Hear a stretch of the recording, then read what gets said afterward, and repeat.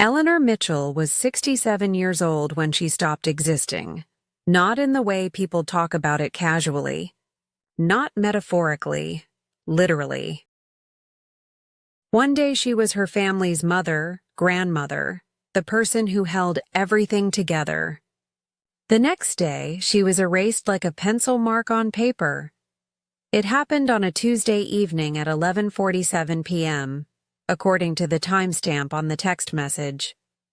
Eleanor would check that timestamp obsessively for years afterward, as if understanding the precise second of her disappearance would somehow make it make sense. The message was from her son Nathan. One sentence, no lead-up. No warning. No mercy in the way it was delivered. You won't be joining us. My wife prefers to keep it only her family. After I paid for the whole vacation, so I froze the travel fund before takeoff. They boarded the plane. Eleanor read those words sitting at her kitchen table in the dark. She'd been wrapping tiny souvenir keychains that said "Grandma loves you" for 2 hours. Her hands were sticky with tape. Her reading glasses were slipping down her nose. And with each word of that message, Eleanor felt herself evaporating.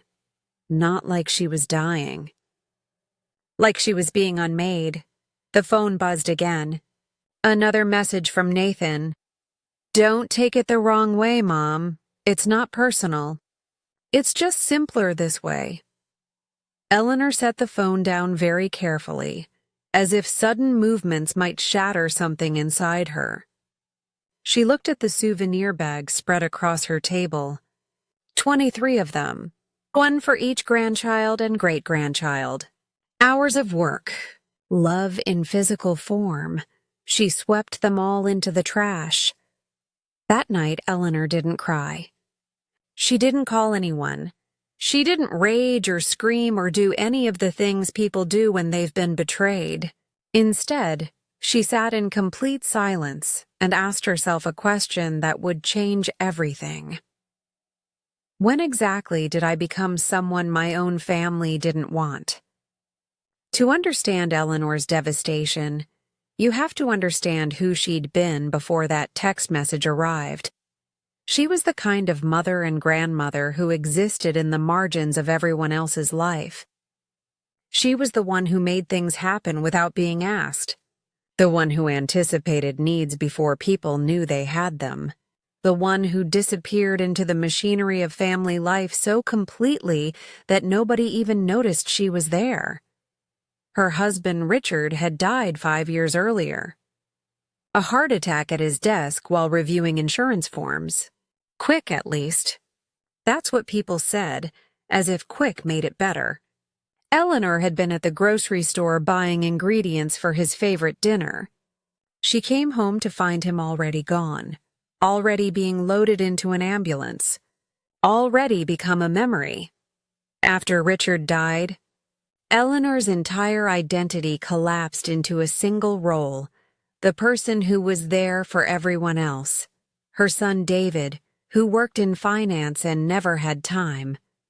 Eleanor watched his kids every Tuesday and Thursday after school, made them snacks, helped with homework, drove them to soccer. She did this for 7 years without being asked if she wanted to. Without it ever occurring to David that maybe his mother had other things she might want to do with her time. Her daughter Susan, who lived 40 minutes away with 3 kids of her own. Eleanor came to every school play, every recital, every soccer game. She brought homemade cookies. She sat in uncomfortable plastic chairs and cheered louder than the other grandparents. She came to hospital visits when her granddaughter got her appendix out at age 9. She was there for everything because if she wasn't, who would be? And her youngest son, Tom, who was brilliant and troubled in equal measure. Tom, who'd struggled with addiction. Tom, who'd been in rehab twice. Tom, who needed his mother more than her other children. Which meant Eleanor was more available to him. Which meant the other 2 took her for granted in increasingly creative ways. She'd been so busy being needed that she never noticed she wasn't actually being valued. It started small, so small that Eleanor almost didn't notice it herself. 3 years before the text message, Eleanor's daughter-in-law Jennifer had started doing something particular. Whenever Eleanor showed up to family events, Jennifer would position herself between Eleanor and her grandchildren. Not aggressively, just always between them. Eleanor would try to show her granddaughter a new craft project she'd brought, and Jennifer would be suddenly there, redirecting the child's attention elsewhere.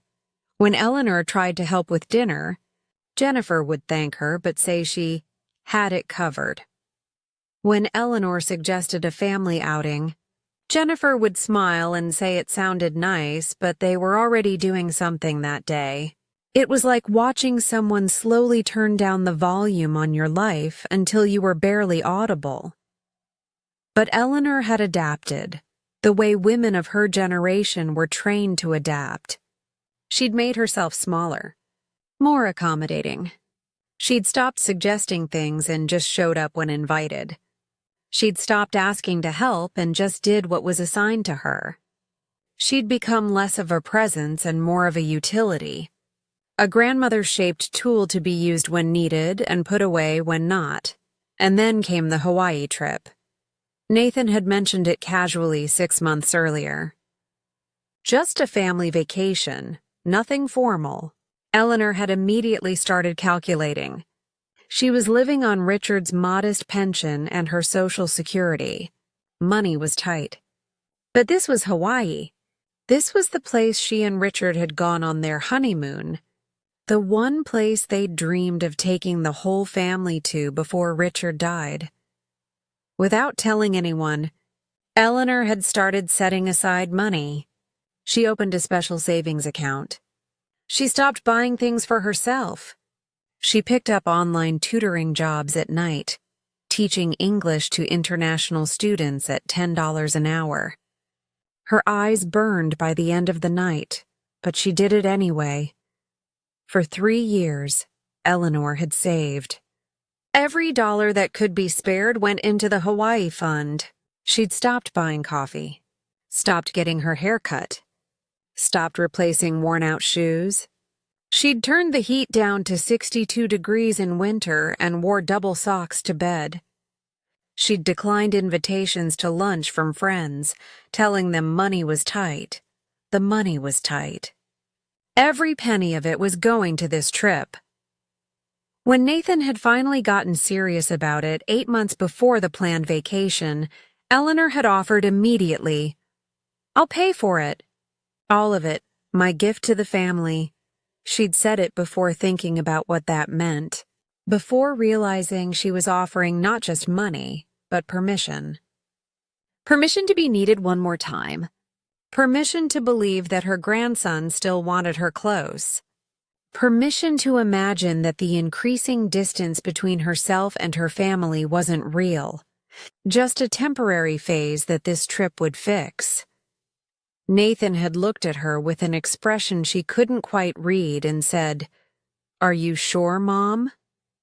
And Eleanor had said yes because she didn't know how to say no, because saying no would mean admitting that she could already feel her family pulling away, that she could feel herself becoming irrelevant, that somehow she'd already been preparing for this moment even though she didn't know it yet.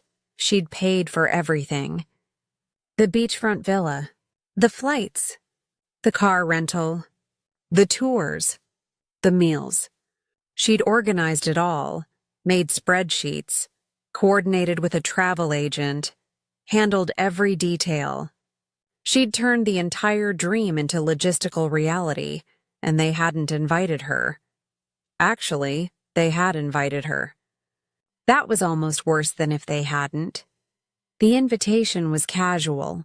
"Oh, you should come too, Mom." The way you invite someone out of politeness, knowing they won't come. The way you invite someone when you've already decided you don't actually want them there. Eleanor had said yes immediately.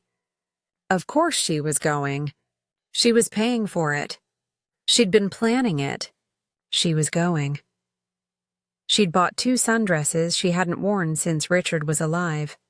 She'd packed a photo of Richard that she wanted to display during a memorial dinner on the beach.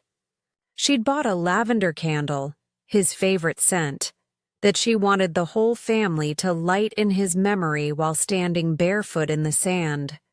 She'd prepared a speech in her head about why this trip mattered.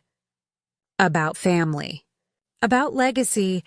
About remembering the people we lose and how the places they loved could bring us closer together. She'd imagined her grandsons holding her hand. She'd imagined her daughter-in-law maybe finally, understanding why Eleanor mattered. She'd imagined being seen.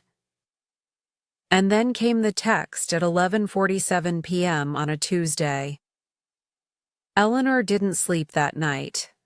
She sat at her kitchen table and read the text message over and over. She checked her bank account and saw that Nathan had been lying. The money hadn't been frozen before takeoff. The money was still there. That meant he'd lied. That meant he was protecting the vacation, not protecting her. That meant her lack of presence was the feature, not a side effect. She opened the travel itinerary that had been sent to her email weeks earlier. 8 names on the reservation: Nathan, Jennifer, their 2 kids, Jennifer's parents, Jennifer's sister, and Jennifer's sister's boyfriend. 8 names.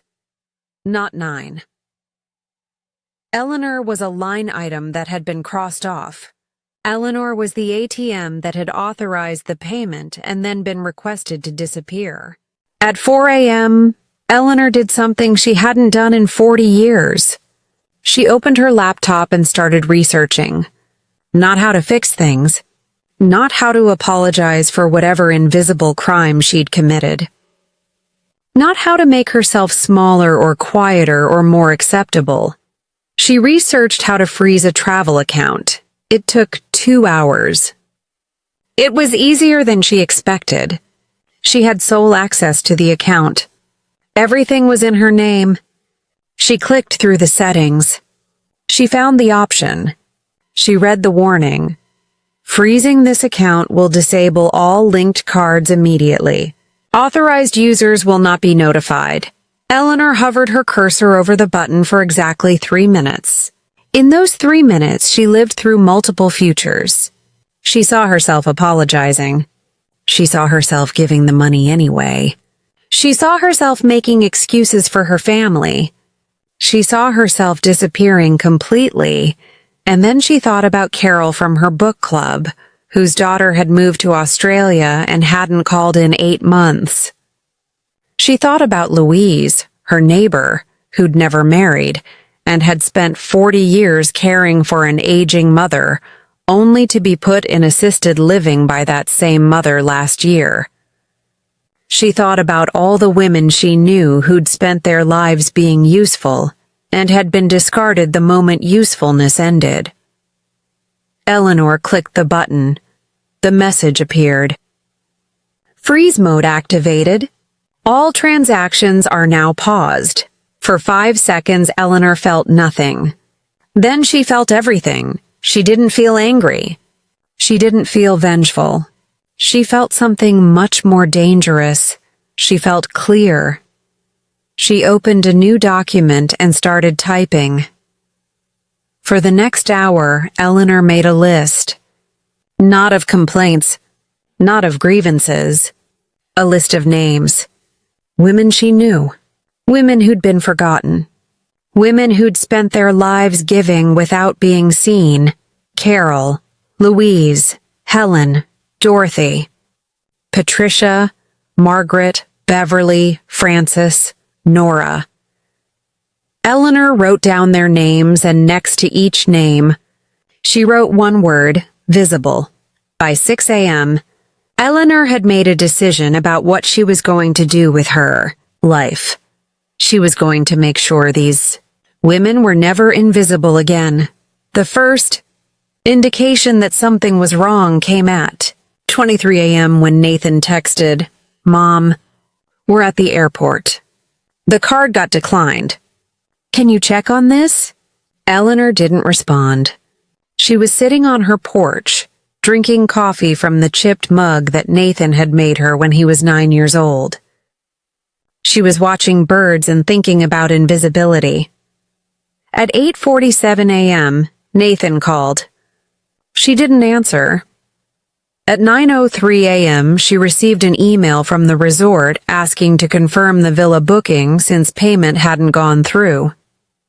At 9:17 a.m., Nathan called again. And again. And again. By 9:45 a.m., Eleanor's phone was receiving call after call after call. She could see them coming in, voicemail after voicemail filling up, the desperation escalating with each attempt. At 10:12 a.m., a voicemail from Jennifer, her daughter-in-law's voice tight and high-pitched. "Marilyn, we're having some kind of technical issue. Can you please call us back immediately?" Note that she'd called Eleanor by her first name. Not Mom, not Mrs. Mitchell, Marilyn. Like they were colleagues having a business problem. Like Eleanor was a vendor who'd failed to deliver. At 10:45 a.m., the flight was supposed to depart. Eleanor watched the minutes tick by. She imagined them at the gate. Nathan frantically calling her. Jennifer turning red. The children confused about why they weren't getting on the plane. She imagined the moment when they realized what had happened. At 10:47 a.m., she got a voicemail from Nathan, and this time his voice was different. Raw. Desperate. "Mom, if this is about what we said, please, we can fix this. The kids are confused. Jennifer's mom is crying. We can work this out. Just call me back, please." Eleanor listened to the voicemail twice. She felt a surge of something, guilt, maybe, or compassion. The pull to fix things, to be the one who made it better, to sacrifice more of herself to smooth over the crisis. Then she remembered the souvenir keychains in the trash. She remembered 3 years of picked-up tutoring jobs at night. She remembered buying nothing for herself while her family decided she wasn't worth inviting. She deleted the voicemail. At 11:02 a.m., Nathan's text came through. "Mom, we need to talk about this. The flight's canceled. We're at the airport losing thousands of dollars." "What did you do?" Eleanor finally replied. "I made myself visible." She didn't respond to anything else after that. She turned off her phone, made herself tea, and sat in the chair that Richard used to sit in. The one he'd called the lookout, because from it, you could see over the fence into the neighbors' yards and beyond, out toward the mountains. Eleanor sat in the lookout and she waited. The refunds started arriving by the next day. The resort had reversed the charge. The airline had issued a credit. The car rental company had canceled the reservation and returned the deposit. One by one, every payment Eleanor had made was being reversed. One by one, the money was coming back to her. Her account balance, which had been nearly depleted by the vacation costs, was suddenly full again. $21,163.84. 3 years of sacrifice. All of it back in her hands. Eleanor looked at the balance and felt something shift inside her. She had options now. Real options. Not the soft coercion of financial dependence. Not the guilt-based choices that came from not having enough. But actual concrete options. She could do anything. The thought terrified her. Over the next 3 days, while her family called and texted and emailed with increasingly desperate messages, vacillating between anger and apology, between demands and pleading, Eleanor did something she'd never done before. She sat with her own wants. What did Eleanor want? What did her family need? What would keep the peace? What would make her indispensable? What did Eleanor actually want? The answer that emerged was both terrifying and beautiful. Eleanor wanted to matter. Not in the way she'd been mattering before, as a utility, an ATM, a free babysitter. But actually matter, to be seen, to be valued, to be chosen.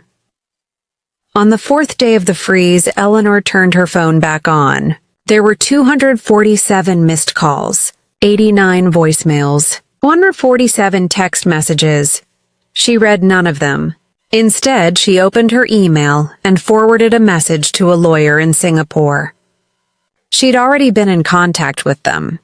Her brother Marcus had died 12 years ago, and although Eleanor hadn't been close to him in recent years, he'd left her something in his will. Something she'd been told to claim but never had. Marcus had left her nearly $3 million. Eleanor had never touched it. She'd felt like the money wasn't really hers, like it was tainted somehow by all the years of family estrangement. But now she understood that Marcus had given her that money precisely because he understood what it meant to be excluded by family. He'd given her that money because he wanted her to have choices that her family couldn't control. Eleanor had the lawyer transfer the funds into a new account that only she had access to.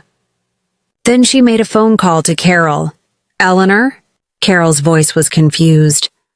They'd known each other for 15 years, but Eleanor had never called her outside of book club meetings.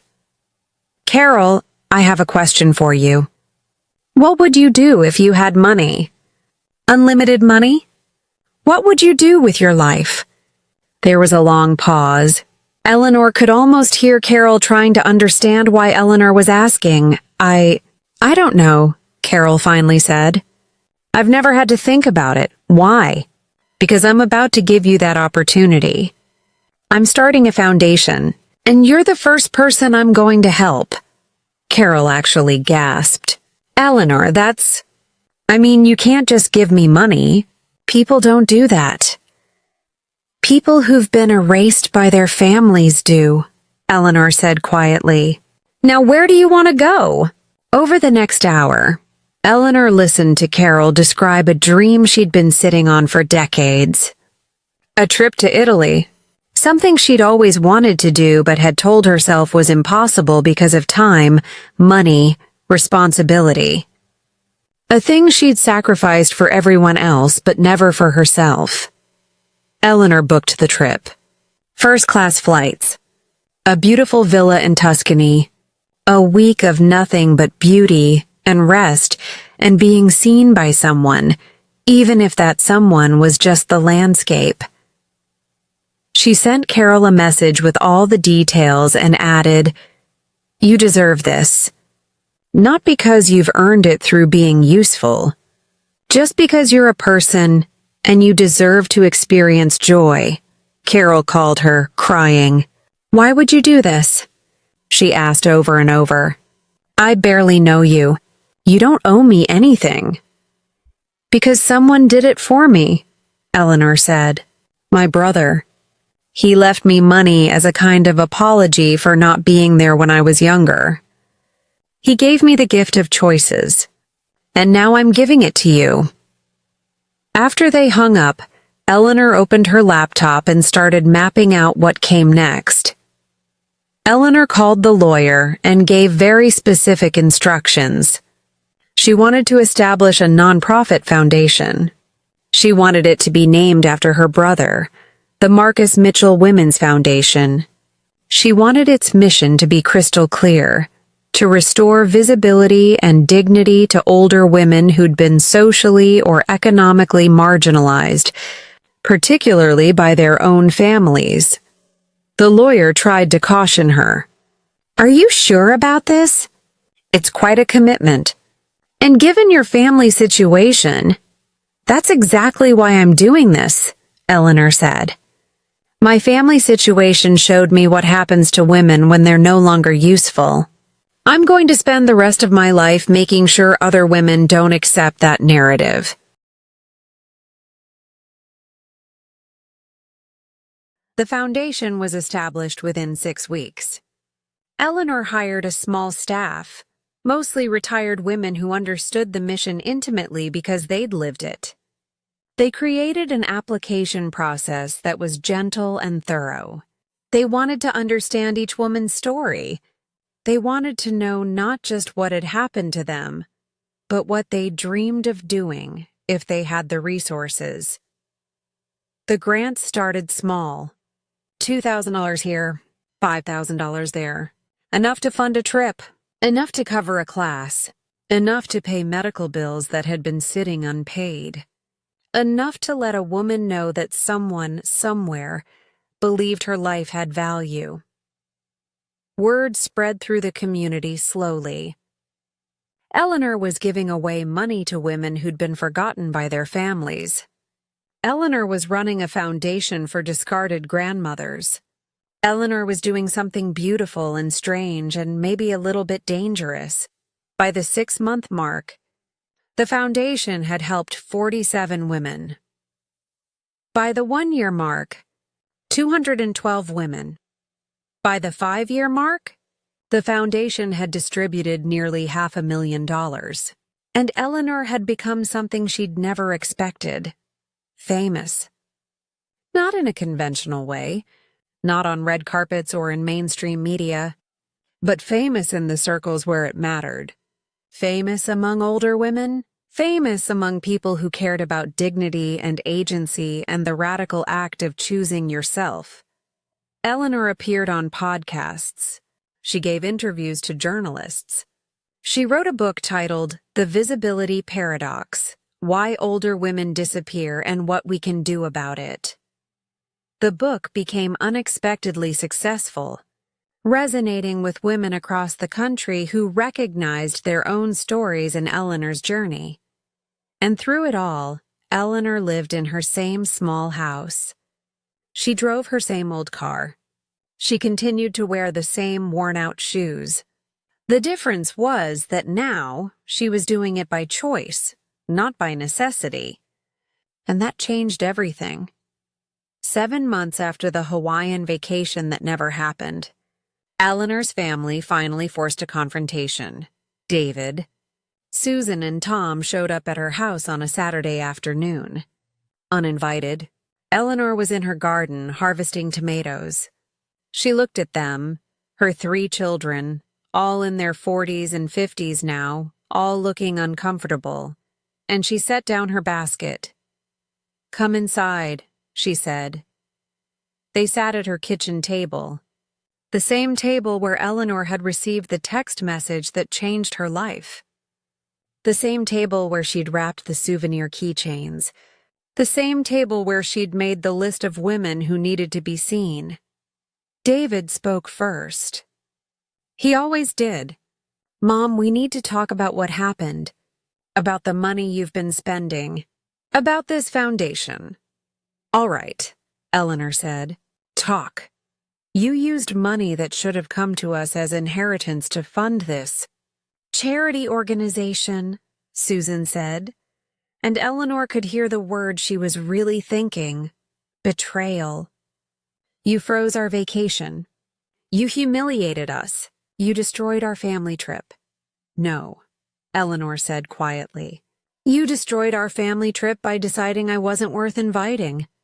I simply prevented you from using my money to do it." Tom, who'd been quiet until now, suddenly spoke up.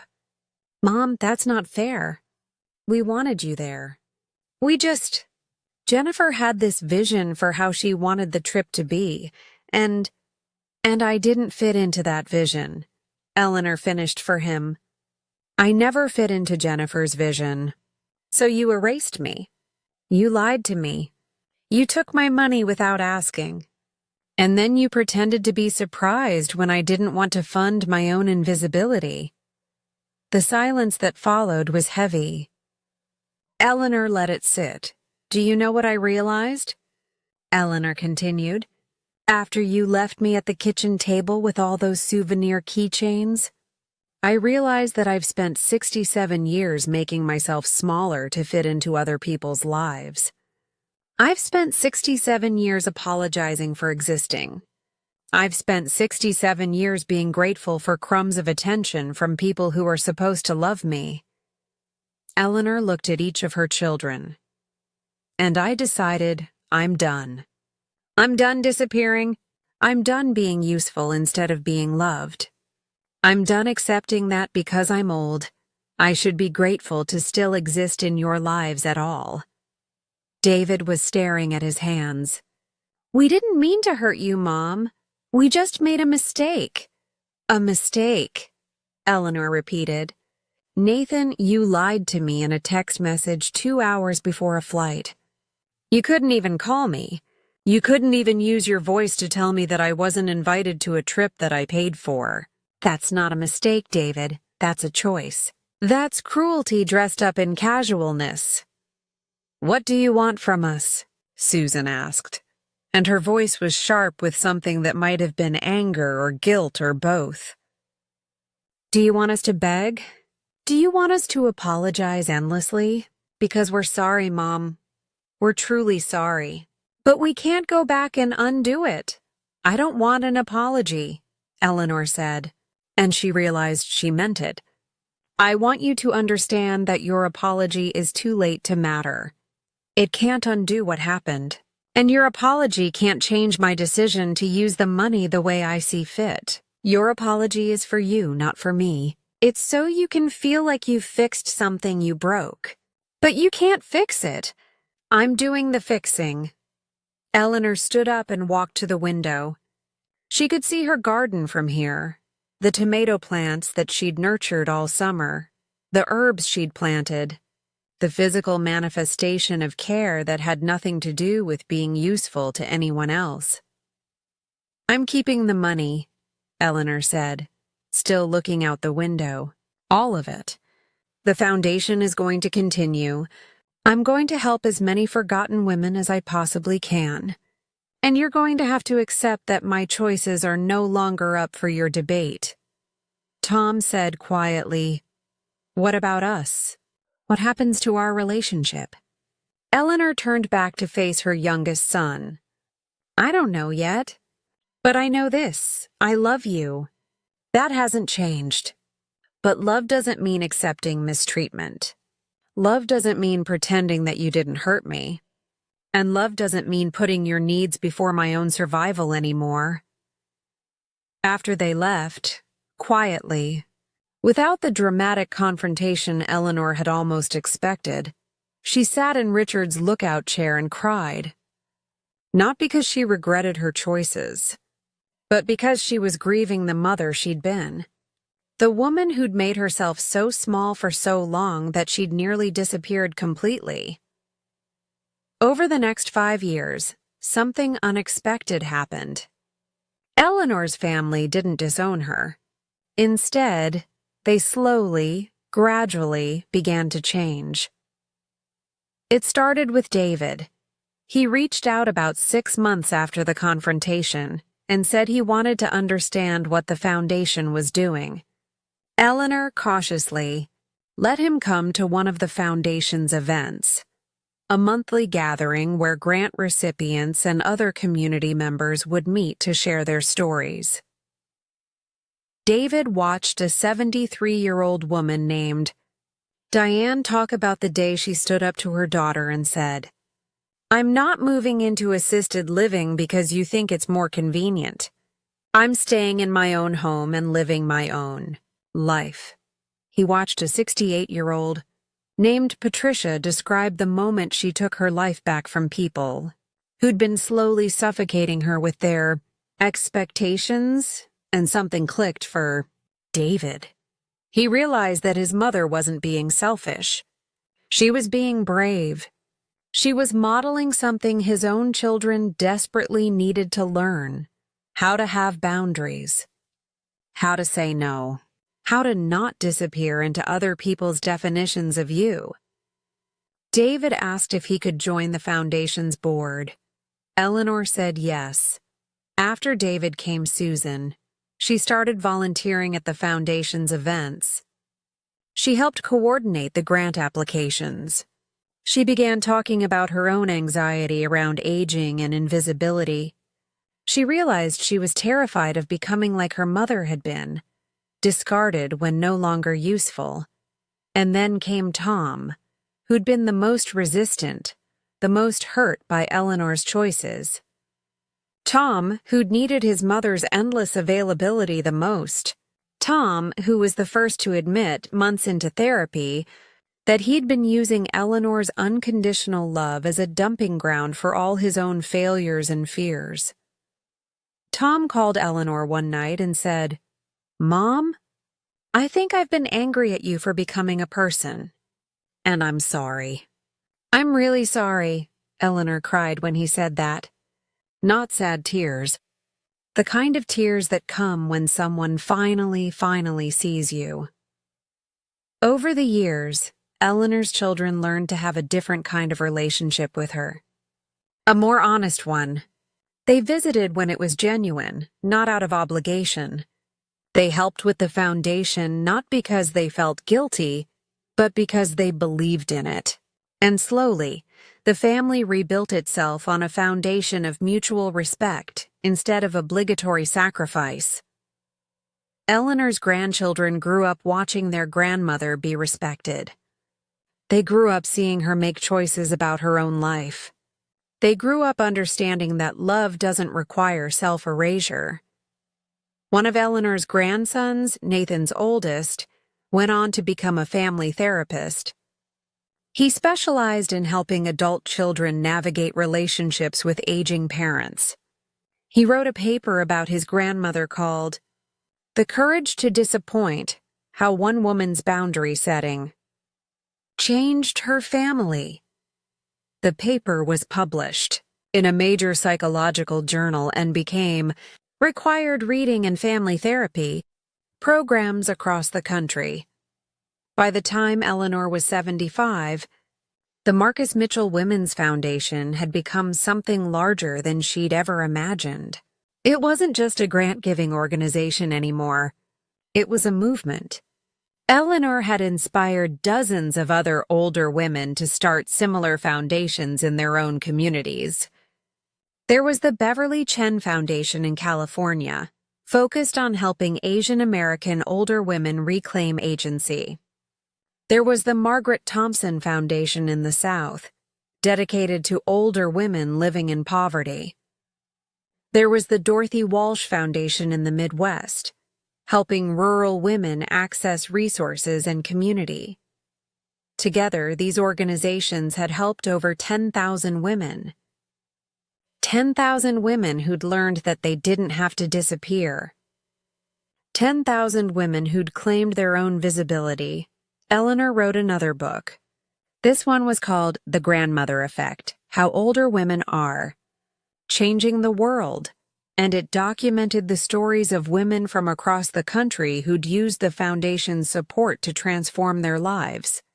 There was Carol, who'd used the Italy trip to finally write the memoir she'd always wanted to write. It got published. It became a bestseller. Carol became a published author in her 70s. There was Louise, who'd used her grant to attend art school. She now had gallery shows. Her paintings sold for thousands of dollars. She was finally being seen as an artist instead of as someone's caretaker. There was Diane, who'd used her grant to start a nonprofit that helped older women navigate legal issues with their adult children. She was changing policy at the state level. These were the ripples of Eleanor's one brave act. These were the consequences of her refusal to disappear. But not everything was triumphant. Eleanor learned that change was messy. Some women used the grants to distance themselves from their families entirely. Some women found that setting boundaries made them lonely.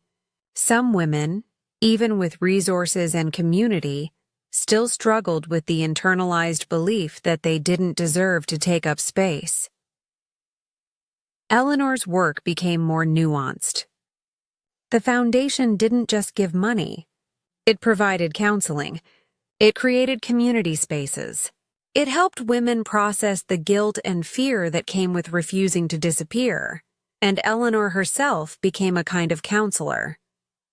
Women would call her, having received a grant, and say, "I don't know if I deserve this. Why would you do this for me?" And Eleanor would say the same thing every time. "Because you're a person. And people deserve good things." When Eleanor was 80 years old, she realized she couldn't do this work alone forever. She needed to build something that could continue without her. So she did something audacious. She converted her house, the house she'd refused to leave. The house that Richard had bought when they were newly married. The house where she'd raised her children, and where she'd made her biggest decision about visibility, into a school. The Eleanor Mitchell School for Reclaiming Your Life opened with 6 faculty members, all of them older women with their own stories of reclamation. They offered courses with names like How to Set Boundaries with Adult Children, Financial Independence After 50, Finding Your Voice After Decades of Silence, and Building Community When You've Been Isolated. Women came from all over the country. Some came for a weekend. Some came for a full month. Some came because they'd read Eleanor's books and needed to understand, physically and emotionally, how to do what Eleanor had done. The school became a kind of pilgrimage site, a place where older women could go to remember that they had choices, to remember that their lives weren't over at 60 or 70 or 80, to remember that visibility was a choice they could make. Eleanor taught the most popular class herself. It was held on Saturday mornings and was called The Moment I Became Myself. In it, Eleanor would tell her story, and then other women would tell theirs. And somehow, in the retelling, the stories became less about shame and more about power. One Saturday, a woman named Helen asked Eleanor, "Did you ever regret it? Freezing the account? Letting your family lose the money? Causing all that pain?" Eleanor sat with the question for a long moment. The room was quiet, 30 women waiting for her answer. "I regret the pain I caused," Eleanor said finally.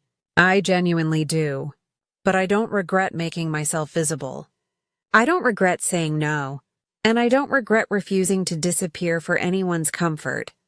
Those are things I would do again." Eleanor paused. "But I'll tell you what I learned. You can set boundaries with love. You can say no to your family and still love them. You can choose yourself and still care about their well-being. For years, I thought I had to choose between being kind and being visible. But I've learned that real kindness doesn't require your invisibility. Real love respects your agency, and real family is built on mutual respect, not obligatory sacrifice." Helen was crying.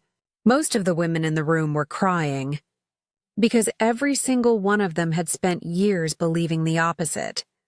That love required sacrifice. That kindness required invisibility. That family meant putting yourself last. Eleanor was teaching them a different way. When Eleanor was 87 years old, the town council approached her with an unusual request. They wanted to erect a statue in the town square, a bronze sculpture commemorating Eleanor Mitchell and her work on behalf of older women. Eleanor's first instinct was to refuse. She'd never been comfortable with recognition, with being seen in that formal, permanent way. But then she realized that refusing the statue was its own form of disappearing. It was saying that she didn't deserve to be remembered. It was accepting the narrative that older women's legacies didn't matter, enough to be preserved in bronze. So Eleanor said, yes, the statue was unveiled, on a spring morning when the trees were blooming, and the air smelled like possibility. Hundreds of women came to the unveiling, grant recipients, foundation staff, Eleanor's family, women from all over the country who'd been inspired by her work. The statue showed Eleanor standing with her hands open, not reaching forward, not reaching back, just open, available, visible. The inscription read, Eleanor Mitchell, who taught us that visibility is a choice. At the unveiling, Eleanor's great-grandchildren perched at the front, craning their necks to see the statue of the woman they had heard so much about but had rarely seen in full. Emma, Eleanor's granddaughter and now the director of the foundation, stood beside them, her hand lightly resting on the bronze figure's base. Eleanor herself, 87 and radiant with quiet strength, looked at the statue and finally allowed herself a full, unguarded smile. She wasn't smiling because of recognition or applause. She was smiling because she could see herself, not the version her family once tried to erase, not the version that had spent decades shrinking, but the Eleanor who had chosen to exist fully, bravely and generously. A woman from the audience approached and whispered, "Thank you. Because of you, I finally said no to the life my family expected me to live." Eleanor nodded, a soft warmth spreading through her chest. She realized that the statue, the foundation, the schools, and the thousands of women she had helped were all symbols of a single truth. She had lived, and in doing so, she had made it possible for others to do the same. Later that afternoon, as the crowd dispersed, Eleanor sat on the bench facing the statue. The late spring sun caught the edges of the bronze, making it shine. Her children approached quietly. They didn't need to say much. There was no tension now, only recognition. Each of them had learned in their own way the cost of invisibility and the power of being seen. David took a deep breath. "Mom, I understand now. You didn't just help other women. You taught us all how to respect people, how to see them fully." Susan nodded. "I see it too. I can't undo the past, but I see it, and I want to do better." Tom, eyes wet, finally said, "I'm proud of you, of everything you've done. I just wish I'd realized sooner." Eleanor reached out and held each of their hands. She didn't lecture. She didn't need to. They understood. The lesson had been lived, not spoken. As the sun dipped low, casting long shadows across the town square, Eleanor whispered to herself, "I mattered. I chose to matter." And in that moment she knew it was true, not just for her, but for the countless women whose lives she had touched, who would continue to touch others in ways big and small, for generations to come. Her legacy wasn't a house, a bank account, or even the bronze statue. Her legacy was the courage to exist fully, the audacity to be visible, and the generosity to lift others into the light alongside her. And as the first stars appeared in the evening sky, Eleanor Mitchell, once invisible, now unforgettable, closed her eyes with a heart full of peace, knowing she had lived exactly as she was meant to, seen, respected, and truly alive. Don't forget to hit that like button, leave a comment below, and subscribe for more amazing content. Your support means a lot, and it helps us bring you even more thrilling videos. Thanks for watching.